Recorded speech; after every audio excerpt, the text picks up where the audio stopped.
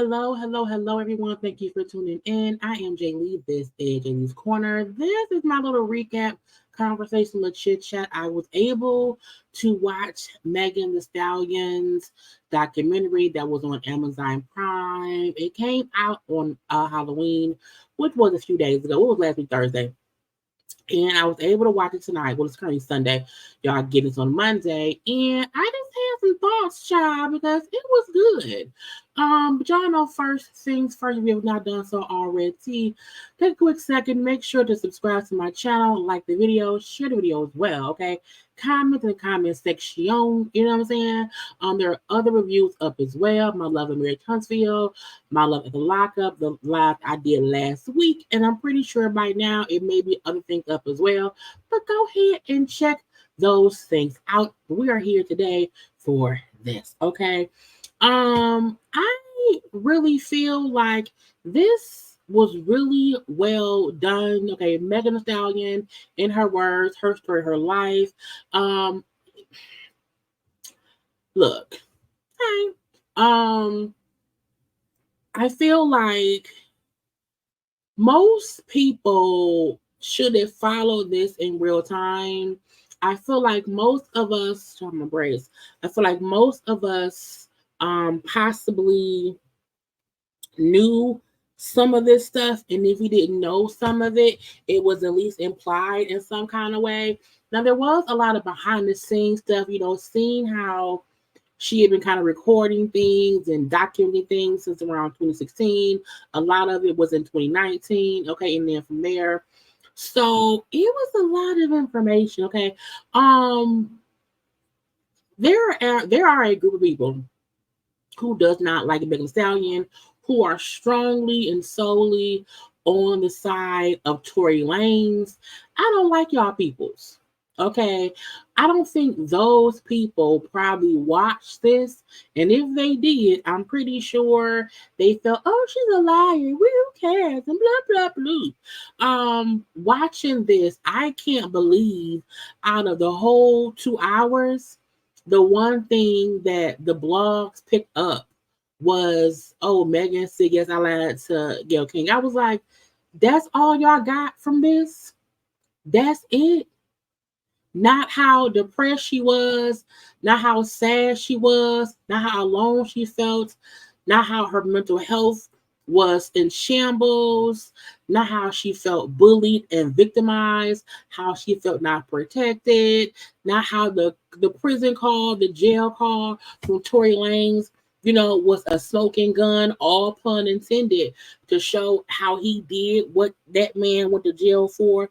It boggles my mind how even the blog still want to make Megan a villain and a liar. When at the end, anyway, I'm getting ahead of myself. Look, it was great. I liked her honesty. I like her transparency, her admitting to why she was holding things back, and her just kind of walking through the mud of it all and getting to it. Okay, but I mean, social media, a lot of bloggers and commenters or whatever, people on their podcasts, absolutely tried to make Meg the villain and tried to bully her over their love of Tory Lanez. And that is just sad. You know what I'm saying? Now, what I love the most about the documentary was the style in which it was done. We see old clips of Megan from back in the day. They have a lot of cartoon cutouts of things they cut, of course, did not have footage of. Whoever did the cartoon characterization, A1, all up and through. Okay. We see how it starts off with, we see this a little clips over the past 2-3 years or whatever, negative comments on her body, how she's sexy, is she too tall, we see the footage of her getting up the car with her feet bleeding or whatever. We see her also being celebrated by her fans and whatnot. But it's a lot that she's endured since she, became famous. I don't think a lot of folks understand, or maybe even remember, how quickly she rose to fame once she put out Big Old Freak, and how things spiraled once her mom, like right after her mom died. all the stuff she went through, how young she was. And just how I told y'all all the time, child, I am happy that when I was in my 20s, we didn't have social media, camera phones, and all it is.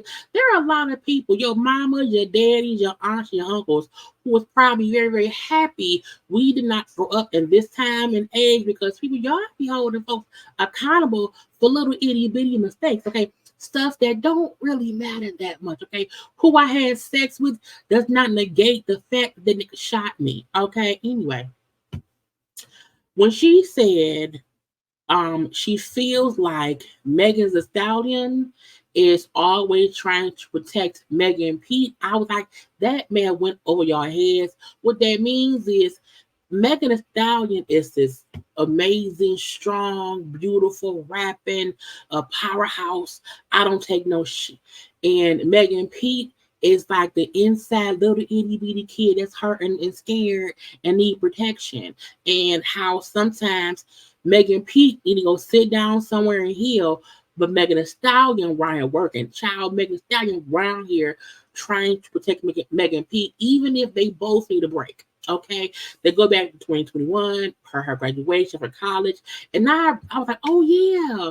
When she first, got popular, so to speak, or whatever, she was still in school. Like I remember seeing her post her like at home studying because she was rapping, yes, but she was also in college. So we see her in 2021 graduating from college and stuff like that or whatever, and how so she been capturing footage. And when they brought out a cake which had a photograph of her and her mom, she got emotional because at that point her mom had died 2 years prior. And I'm like, I don't think people understand when you lose a parent and it's a parent you're close to, that is devastating. You know what I'm saying? Like that is life altering events in life. And not enough people are acknowledging that's what happened. That her mom died and then her life kind of just spiraled and all of that. Okay. So we do see child I loved these cartoon renderings. Okay, we see her say how much she loved her mom, how much her mom would rap back in the day and whatever, how she wanted to be like her mom. Okay, she brought up to us how she was raised with strong women, her mom, her grandma, her aunts, and everything like that. How her dad was in jail up until she was around 7 years old. However, they was very, very close once he got out. But just how close she was to her family. Okay, looking up to my mom as a kid, seeing her rap and that being great for me, and seeing that again, her being so close with her family, meaning her mama, her daddy, her grandma, her family. That's all she had. Okay.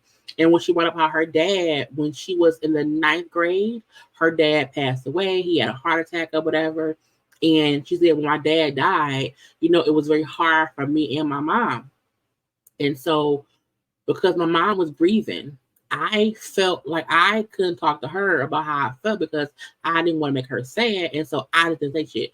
And I feel like when my dad died in 2015, the one thing that we did not hold in our grief. We discussed it, we talked about it. And I think that's one reason why we were able to grieve in a different way was because we didn't hold anything back. We weren't trying to be strong for anybody. Child, we could be sitting at a restaurant at whatever, and if one of us gets sad and want to cry, we just gonna cry. It'll be okay. We didn't hold it in, we let it out, and you breathe through the grief. And when she said how because her mom was so sad about her dad dying, they neither one of them handled or discussed his death. Okay, so that was one I guess a piece of trauma that happened to her that she never processed. And she brought up how see her mama rap and she only really wanted to make her mom proud or whatever. So again, her mama knew she was rapping and whatnot, and we seen old footage of her like 2016 back then, child rapping on YouTube, rap it on social media, trying to just do, her due diligence, child, and build up a platform, build up a following, and how her mama was fully in there with her, and seeing again all the old footage showing her doing shows with her mom and talking. I'm saying it was amazing to see when her mama said to her, don't rap your hook. You're getting out of breath because you're trying to rap everything. Focus on your verse so that way you save your breath and you don't feel tired. And again, it's seeing her mom be there for her, encouraging her, talking to her, and all that stuff. And then also the fact that Kelsey was all up and through this thing.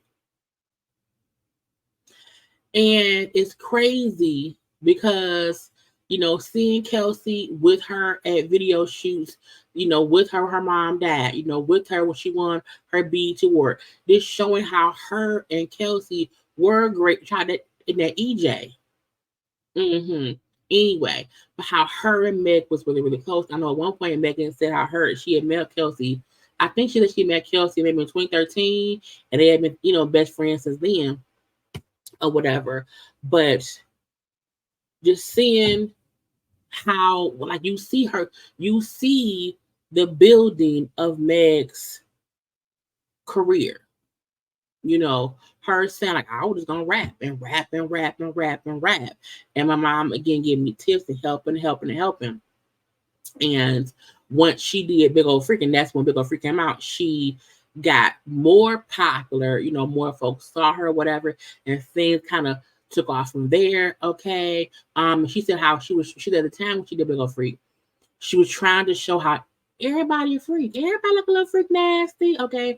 But women do not need to be ashamed, okay, of being powerful, of being in control, and of being a sexual being, okay? Yeah, I'm a big old freak. Absolutely. Men, because men like to say, don't talk about your vagina.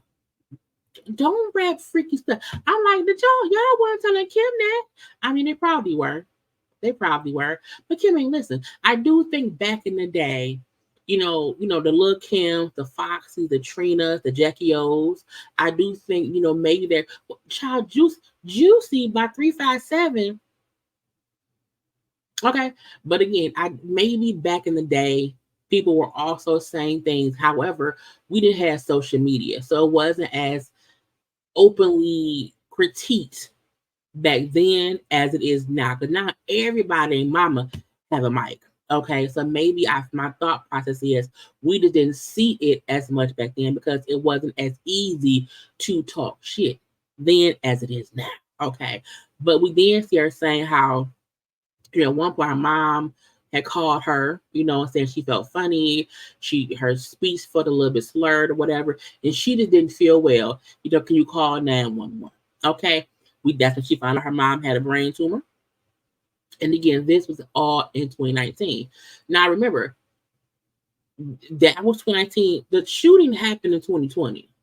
Okay, so again, mom's in the hospital. Okay, found out her mom had a brain tumor, and the mama basically quickly declined. Okay, her health, and I feel like when she said found out she had brain cancer, a brain tumor, and she thought, well, when the fuck this happened? Like what happened? Out the blue, mama is just so sick. Okay, and then mom diagnosed with a brain tumor. Her health is declining. She kept having seizures.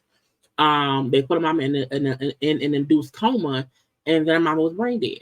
And I was like, child, look, I'm telling y'all, I feel so bad for her. Again, that happened in 2019. She then said, she was again devastated. Her mom was in a self-induced coma and is brain dead. And the doctor told her, she's not going to get better. And Meg said she made a decision to take her mom off life support because my mom wouldn't want to be here like that. And a lot of people, you need to know what your person wants because some people don't want to be kept alive by machines just so that the physical body's still here. But I'm a vegetable. I'm gone. Let me go, bitch. Okay. So her said like my mom would not want to be here in that condition. She was already sick, brain tumor, coma, she done brain dead. She would not want to be sitting here if they're saying she won't get better. So she made the decision to take her off life support, and the following day her mama passed away in 2019. And I was like, damn. Again, she's like my mom was my best friend. Like we were always together. Like she helped me tremendously. She was always encouraging to me. She was one I would talk to about this, that, and the other. That was her rock. Okay.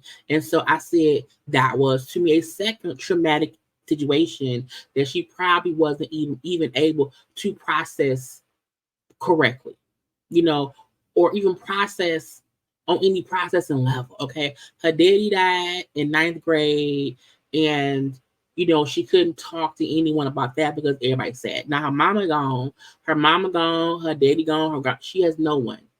This is when, to me, stuff probably got crazy because she no longer had that sounding board. The one person she had is gone. And it then showed how like 3 weeks later, after her mom passed away, she was at a show and everything, and she was like, my mama wouldn't want me to, tuck my tail or whatever. My mama would want me to keep going. They showed her at the concert, showing like a video of her performing, her mama watching her and like, what I'm saying, hyping her up. And she's like, see, she wanted me to keep going. And again, that thing where Megan Thee Stallion is protecting Megan P. Megan P is broken on the inside, sad, depressed and stuff. But Megan Thee Stallion, girl, keep going. Okay. And so she said, when I lost my mom, I lost my confidence too. Because she was so encouraging to me. I no longer had anyone like this bounce stuff off of, or someone to tell me how I'm doing and blah, blah, blah. And again, sometimes when you have one person who's so involved in your day to day and they're no longer here, you don't know what to do because you're so used. It's like if you have 2 legs and then one day you only got one, what the fuck I'm doing one leg? You know what I'm saying? That's what it's like when you lose someone so close. It's like someone took your leg and you now have to figure out how to walk with one leg. I mean, you can do it, but it's gonna be tough, okay? And she said, like at that point in time, she feel like that's when her life got crazy because no one was there to guide her. And Meg was young at that point in time. I feel like, I'm lucky enough to where, even when my dad passed away, I was still in my early 30s. I can't imagine child young in her 20s, Jaylee was a bit of a wild child. Okay, again, out of their life. So again, when you are younger and you lose that parental guidance and you're now in the music industry, chick, that can get hard. Okay, especially when we know a lot of folk don't look out for women in the industry. Okay, and when she said at that point in time, everyone around me was happy. Everyone was partying, good time. And I just thought, well, okay, I guess I'll just be happy like the people around me, even if that ain't how I feel. I'm going to just mask my pain and stuff. Okay. That we saw she was nominated for that BET Award, which Kelsey was there for. Mm-hmm. And she said, I ended up leaving Houston, just never went back. And I said, well, that's a lot. Okay. Again, she was getting bigger, getting more. Because I remember when her mom passed away, and like it was an interview she did, like not long after that, and someone like asked about her mom, and they was like, her mom died. Like really. So again, she was still doing, booking shows, and some folk did not even really know her mom had died, and that's the part that I think is kind of crazy, how you don't even realize how different your life is because you're in this weird, numb haze of a fog and you're on autopilot, And I think her being so busy, her getting more attention, her getting bigger as an artist, it probably made her haze even thicker because there's now more stuff that helps me not think about my mom not being here. Okay. We then see, so again, that happened mom and dad 2019. Come 2020, pandemic. Okay, shit is shut down. However, we then had the Savage the Savage remix with Beyonce, which was huge during quarantine. That's why we never seen them do the song together until Beyonce's tour last year. Because the song was hella popular, but it was COVID. So it was popular on TikTok and social media and all that stuff and whatnot. Okay. Cool. So again, through it all, we see who? Kelsey. Kelsey, the girl, they were showing Kelsey all through the thing because through Megan's career, that she was there.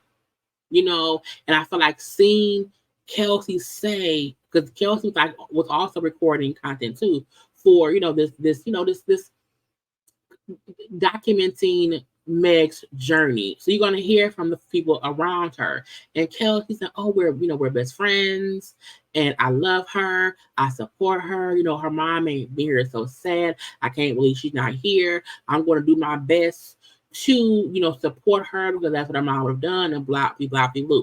So at that time, Kelsey child was the good friend. Okay, and stuff like that. And when Meg said for her, her mom was gone, so Kelsey's my best friend. She should quit her job and come be my assistant. Okay, two best friends. It's the best thing in the world to do. And so that's what they were doing or whatever. So that's why through a lot of this, you see Kelsey child just in the background and just around there because she was there. You know what I'm saying? And Kelsey saying like, we're like sisters. It's not even friends. We're sisters, and I will always love her and blah blah blah blah blah. And Meg then said for her, she said now looking back on it, that was the worst year of my life because my mama died. I'm out here on autopilot. She said I was all over the place. I was partying, hanging out with everyone, drinking, partying, fucking, drinking, blah, blah, blah. And again, if you trying to numb your pain, you not think about nothing. She said, I felt like if I just keep getting lit, keep getting drunk or whatever, it helps, hinder the pain I feel when I'm sober. And again, if no one around you gives a fuck, they will let you keep being the party queen. I'm mad that I told them my brains feel weird. I don't know. Anyway, so it was her again in this documentary. I feel like Meg was also holding herself accountable by saying, I just kept partying, I kept drinking, I kept hanging out. It was like whatever. I'm numbing the pain. And hindsight, looking back on it, I now realize I was all over the place at that point in time. I was happy at that point in time. I was faking joy at that point in time. And that was the worst year of my life. Okay. And she brings up how, at that point in time is when she started hanging out with Tory. And I remember the lives that they had. Because back then, Tory had that quarantine radio, whatever, where he would go live all the time on IG. That was a lot of people, got big on social media for having to, make content online. Okay. And I remember him and Meg being on live together. So we all knew they were at least hanging out, okay, and whatnot. And I think at that point, no one was really caring, are they fucking? Because child, they both single, who cares? So again, but Kelsey's around too. Okay. And she said, at that one time, that's when I started hanging out with Tory. And how he told me his mom had died as well. So me and him both bonded over, we both lost our moms, how bad that is. And a lot of folks do bond over child tragic events and stuff like that. And she said, my dad used to say to me, everyone who grin ain't your friend. And he said, now I realize, child, truth. Because even though Tor was all smiling in my face, neither was Kelsey. Anyway, so Meg starts to discuss what happened that night. Child, I love that they did cartoon stuff to, go over that night. Because again, they have no real footage. Now again, Kelsey is the friend, the good old friend. And this, I want to make this crystal clear. I feel like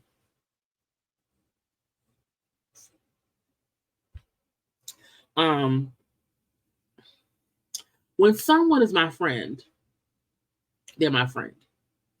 And even if we fall out, I don't want anything bad to happen to them. And if I witness something bad happen to them, I can't stay quiet about it. Not if I'm involved. You know what I'm saying? So, we know they were leaving Kylie Jenner's house for a party, you know what I'm saying, and all that stuff. They in the car, and Meg said, we in the car. Okay, we're all arguing. Okay, is me, Tory, Kelsey, and Tory's bodyguard. Okay, we all around here arguing. Okay, and she said, "Yeah, I was talking shit. I was talking cash money shit." Okay, and I'm pretty sure things I said, probably hurt his feelings. Okay, however, even because we fuss and argue, whatever I'm saying, I'm trying to cut you out. Okay, whatever. So yeah, but again, it's like I never thought that an argument between friends would turn into any of what happened, and he was offended, I'm guessing, because I'm a woman, and how dare I talk to him like that or whatever. She said, I tried to get the car the first time, and they said, get back in the car because we're almost to the house. So, because it's late at night, child, all she's wearing is a swimsuit. She's barefoot. She got back in the car because at that point, no one had been shot. So again, if we fuss it in the car or whatever, I'm done getting in the car. Blah blah blah. Oh girl, come on now. We almost to the house. Girl, get back in the car. Fine, come and drop me the fuck off. So I got back in the car. Okay, she got back in the car, and again, they're still arguing. Okay, so again, they pull over whatever, and she again gets out the car. Okay, again, she like Kelsey and Tory in the back seat. She gets out, she walks away in her bikini. Okay. And Tory, comes around saying, hey, get back in the car, whatever. But, he ended up, no. Tory came around the car and said, bitch, dance. And she said, that's when he started shooting. So she said, child, when they showed the graphic of her getting shot, and then her trying to crawl away, I said, they did everything for the graphic, okay? And then they show how, she was in the hospital and stuff, whatever, and how he told him initially, hey, I stepped on some glass. Now, I want to make two things clear. She did say that once he shot her, he did seem like, damn, he didn't mean to do it. Even if he didn't mean to do it, it doesn't mean he didn't do it. She said, after it happened, he was saying, oh my God, I'm so sorry. I'm so sorry. Look, don't say nothing. I'll give y'all both $1 million. Do not tell the police nothing. She said, this point in time, I am scared. I am shocked. I'm on the ground. It's crazy what's going on or whatever. This was during, George Floyd. The cops were killing folk left and right. Crazy. We see the real footage of when they get put over by helicopters or whatever, and we see Meg walking away with her feet bleeding. So they did show that real footage or whatever. And Meg said, like, I did, when the cops questioned me, I was so nervous and scared. I was still trying to protect everybody because I didn't want them to shoot us if we told them, hey, there's a gun in the car. And she said, so when they asked me, I said, hey, I stepped on glass. She said it wasn't until she actually got to the hospital and they did the x-ray and the doctors told the police, y'all know she got bullet fragments in her feet. That ain't glass. They showed her feet. They show her x-ray. They show all of this in it. You see photographs of her in the hospital. We see her the x-rays and whatnot. Even later on, they show her like 6 weeks later when she's trying to rehearse and both her feet are bandaged up again. That boy shot her. Like, I don't get why anyone is still questioning that. Okay, I don't get it. Okay, why would she lie and say she stepped on glass? Because she didn't want them to. Do y'all not remember how many deadly shootings with police and black people was happening at that time? It was horrible. It was traumatic. So why are y'all acting like her saying So much was going on that I was scared. I just said it was glass. Meaning I was not trying to get Tory in trouble. She ain't even the one who pressed the charges. Okay, so I'm still confused why people is mad at her when she tried her best to not get that boy in trouble, even after he shot her. She said, I really want to just move on with it, period. Okay, now they also played the goddamn jail call, okay, between Kelsey and Tory because Meg is in the hospital, was in there for a couple days because they had to remove the bullet fragments from her feet. Tory called Kelsey. Now the jail call had went, public, before the trial. So we had already heard it. I'm not gonna replay it. But on the jail call, he's calling Kelsey. I'm so sorry. Where Meg at? How was she doing? I was so drunk or whatever. Had I not been so drunk, I had all them drinks, I would have never done that or whatever. Now, neither him or Kelsey mentioned the shooting. However, they're implying what happened that night was bad. And had he not been drinking, he wouldn't have never did it. He know Meg will never forgive him. What else could they be discussing? He shot her. I'm like, why are y'all acting like that call meant something else? Why? Why? Like, there's literally the police can't doctor that call. He called Kelsey and was apologizing, trying to get information on Meg, how she doing. Why? Because he shot her. And because he was being held, because why was a gun in the car? It was his girl anyway. So, people really just don't want to protect Black women in the aspect of y'all know something happened, and because y'all think she said it was glass, she tried to protect him at first. She tried to protect him. He decided eventually to be an asshole because he saw her, protecting him. Okay.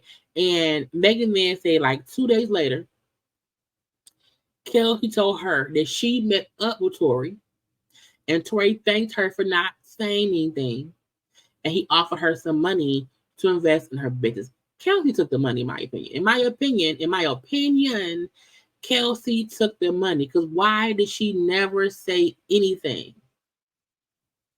The only time she said something was during that interrogation thing she did on camera, and she spilled all the beans initially and then took it all back later. Okay. And when Meg said, I couldn't believe she told me she met with him. Who meets with somebody who shot your best friend? Like, who does that? And I think the point in them showing Kelsey being around was showing we had a true friendship. And once money got involved, Kelsey just skipped the lube to the side. I told y'all, even if me and somebody cool or whatever, if I witness someone shoot you, I'm not gonna play mum's the word. I'm not, because I didn't do it. The only way a person does not admit what happened is if somebody paid them not to. It's that simple. Okay. And Megan was like, I tried to quietly move on from it. And at the time, Megan didn't say nothing. She didn't. Even the time she went live, she wasn't addressing it until Tory kept talking and talking and talking. Now, again, the shooting happened. Tory had got out or whatever. They're waiting for the state to figure out what they, because again, Meg never pressed charges.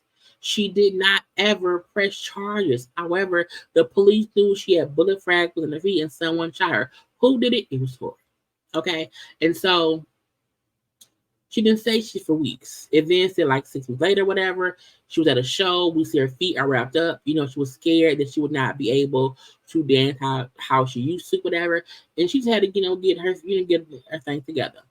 We then seen how WAP came out. WAP, fucking wet. Okay. I still bop that song to this day. Okay. And she said, okay, at this point in time, song came out. Her feet are healing up. She feels strong again and blah, blah, blah. But we see men complaining, oh, the wet ass song is too vulgar, it's too bad, it's too graphic and blah, blah. Girl, Meg said they rap all day about bullshit, women and hoes and doing whatever. But let a female want to discuss her cooch is an issue. So they was really trying to slut shame her and Cardi. Okay. And we then see the state of California presses charges against Tory. Not Megan Pete or Megan. No, the state of California press charges against that man. Okay. And we then see Tory going live. I didn't, Meg lying, Meg, was she really shot? Was she really shot?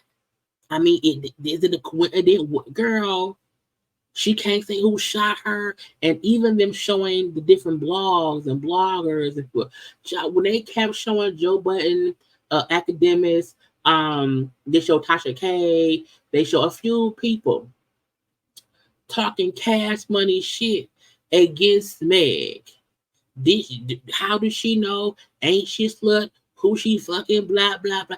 And because Tory kept saying it like, Meg lying, I didn't do shit. And Meg like, I ain't saying shit yet. Okay, you want to come for me? And Meg went live and said, Tory shot me.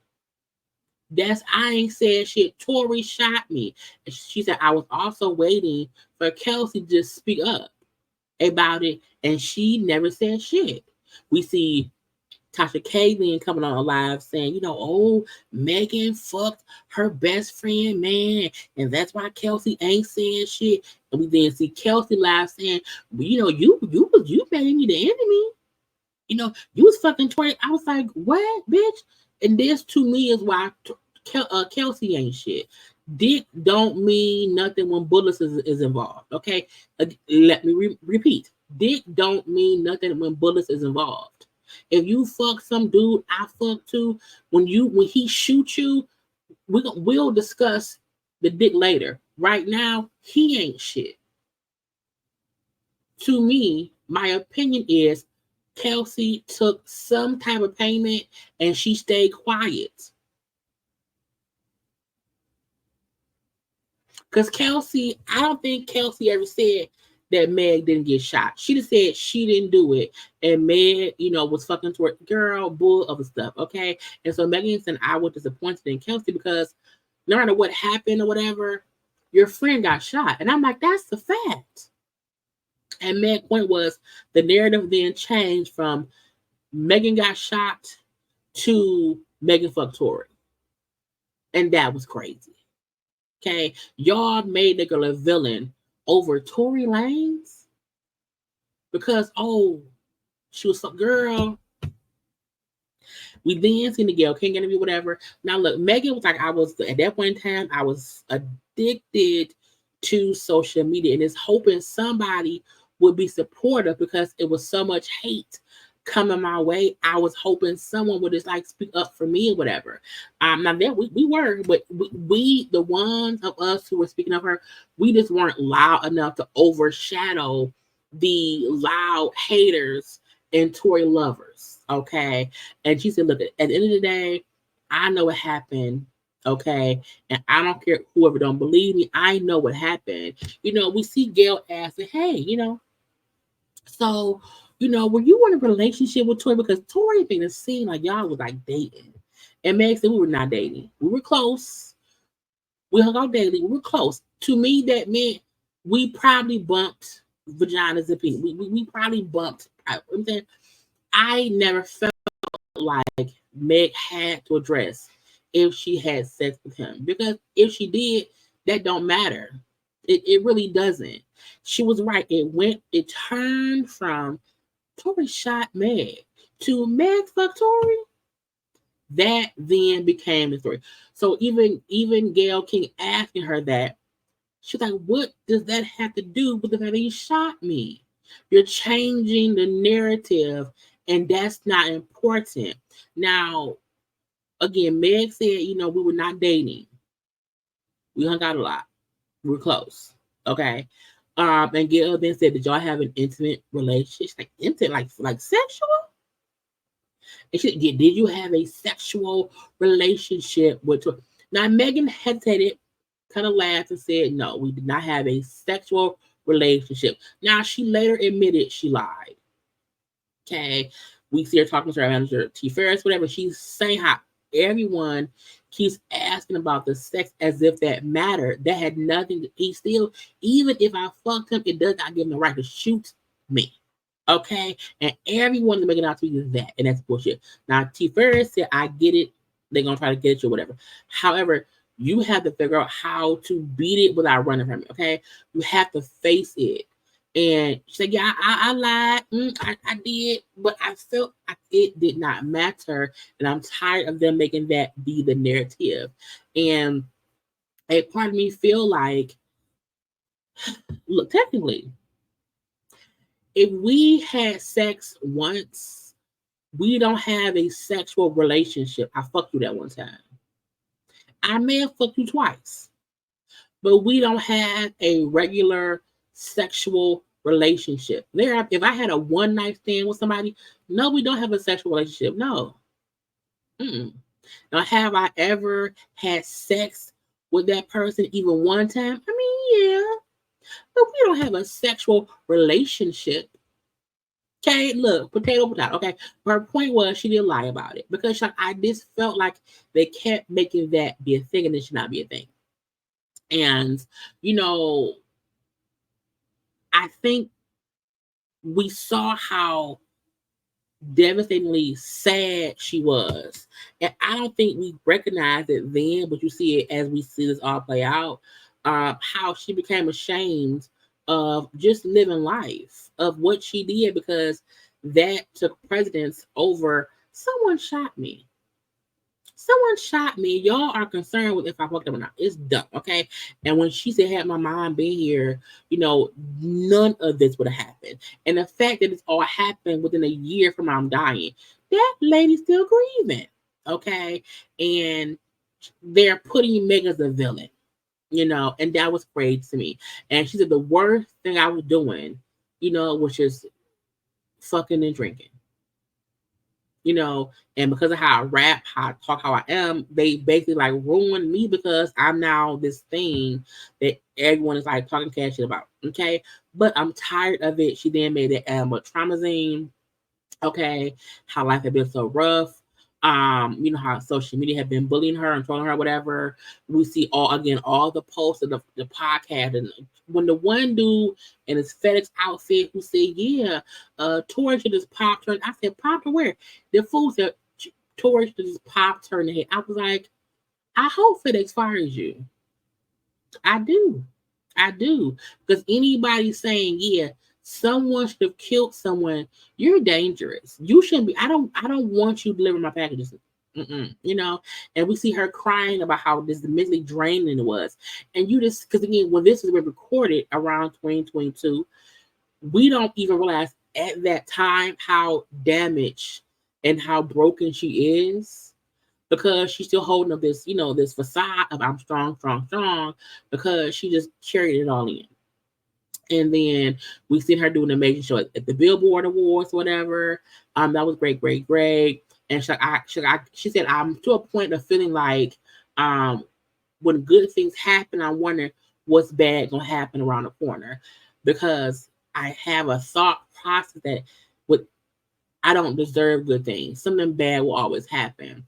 And she said, but I have to realize I deserve good things. We see how she's working with Lorianne and stuff or whatever, and how she's traveling the world and going here, there, and whatever, and how she was like getting tired, how she was at times scared to perform because like I have so much hate coming at me from social media, whatever. People saying, hey, you can die, and I wouldn't care. Like she was having this horrible things being said to her, and she would think like, what if someone in the crowd like wants to kill me? How do I know this online stuff ain't real and they may not try to come here and do something to me? How she was rolling loud and Tory was there, even though she had a working order. She went and got her number changed, got a PBO against him, whatever. He was making videos of cutting up horse legs. He was bullying and traumatizing her from afar, and also had the fans doing it. Okay, had child when they showed LeBron James just partying towards. I said toward LeBron, read the fuck Savannah, get your husband. Okay, her point was, it gives me nightmares just seeing all this shit. Child, they showed LeBron dance to a song. Chris Brown saying free Troy. Chris Brown saying free Tory. We seen I think the baby saying how he fucked Meg or whatever. Puff saying how Troy is his favorite. Child, horribleness. Okay, horribleness. How Drake had like this stupid shit that gave her nightmares, because again, it's coming at me from all directions. Okay, and it's like I did not want anyone to see me be weak. I kept all my fears inside. And to the point where she kind of had a breakdown. She had the performance on SNL and she was crying while doing it or whatever. We see her backstage and she is, traumatized. Okay. You can see mentally she's not doing okay. She then took a mental health break, like a month. It was supposed to be 2 weeks. It ended up being a month. The fact that we see Party is there and child, they not even discussing her party. Anyway, so she had a breakdown. I was at home in the bed 3 days straight. Okay, crying. I was dark place. I felt lonely. I felt like my life didn't have any value, whatever. And I'd rather die than live through what I'm going through. And so she had to get some help. She went to a wellness retreat, was gone for a month, and she's like, I feel better. And she's now trying to focus on her mental health, how she had to process all the bad things that happened to her, daddy dying, mama dying, the shooting, having to process and truly, truly process what she went through and stop holding it all in. Child climbing up out of a deep, dark space. And it's crazy because, excuse me, no one felt like what she went through was that bad. And I felt like it was ignored even by her, because as she said after it happened, I just wanted to move on. I want to move past it. But people kept coming at her because the DA in them pressed charges. Okay. Child, she said the only thing that made her nervous. Wait, she said, and what was it?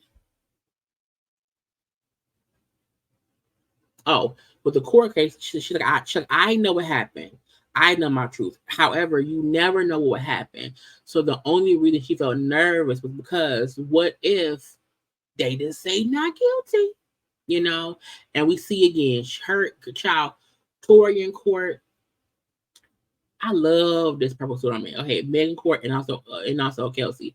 So when Kelsey came to testify, and Kelsey was like, I don't remember nothing. I don't know. I said, bitch, what? Kelsey has to be the most disappointing point of all of this, because you look even more guilty by going to court, even after they show you talking to the people, to the cops, and telling them what happened.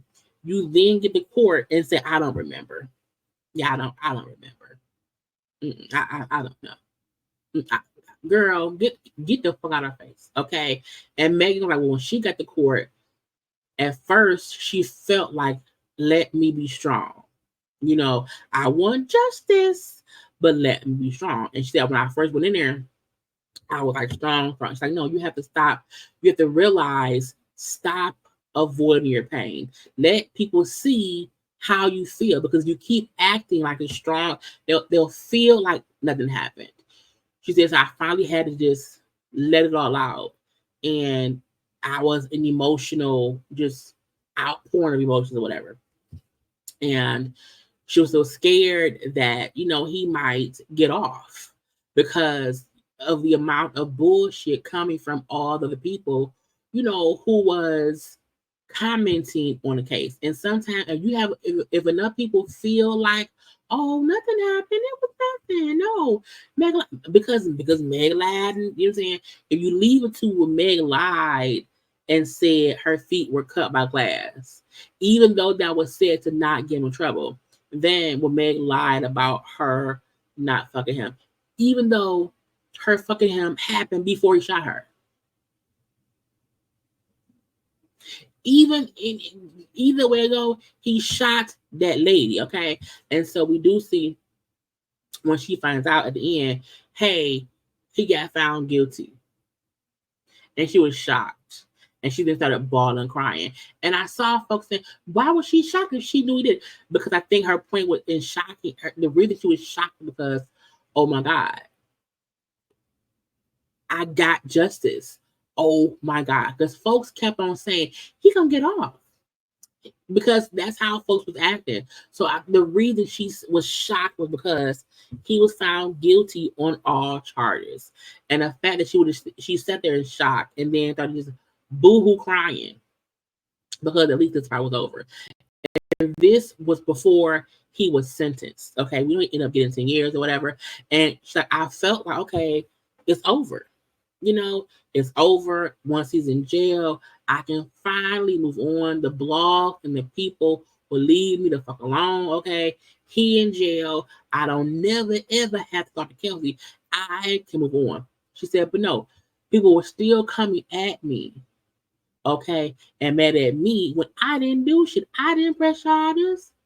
That wasn't me, bitch. Okay, and I love that she said, I'm at the point now that I don't care anymore. I don't care that people are mad at me. I don't care at all. I am now trying to take care of myself, putting myself first, taking care of my mental health. I'm booked and busy and focused. And I do feel like once Tory got found guilty, it was sentenced. Meg still was like gone for a little bit of a minute. She went and and chilled out or whatever. And she came back around here with new music, a new vibe or whatever. And she has been on her shit since she done her tour. Like she been on it. And I'm really hoping and praying that she understands she has support. She absolutely does. And anyone who still feels like she lied simply based on her saying, I lied about fucking him. Yeah, I don't want to admit it. There are many people where they do not want to admit they fuck somebody. And if we see that time frame and we see her partying and drinking, she was always drunk. Child, he caught me on drunk days, which is horrible. Okay, meaning I'm drunk, but you want some cooch, and you are going to have sex with me when I'm not in my right mind. That also shows what kind of person he is.